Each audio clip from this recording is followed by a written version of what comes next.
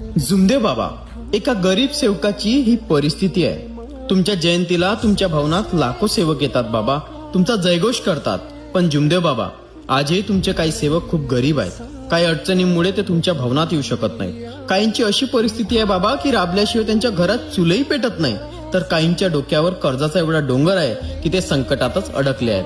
पण बाबा, त्यांच्या मनात तुम्हाला भेटायची आस मात्र खूप मोठी आहे की तुमच्या भवनात पाऊल टाकलं ना तर त्यांच्या डोळ्यातून पाझर फुटेल. काय करणार बाबा, परिस्थितीनेच त्यांना त्यांच्या पायात जणू बेड्या घातल्या आहेत. मन तुमच्याकडे धावतंय पण परिस्थिती त्यांना थांबवून ठेवते.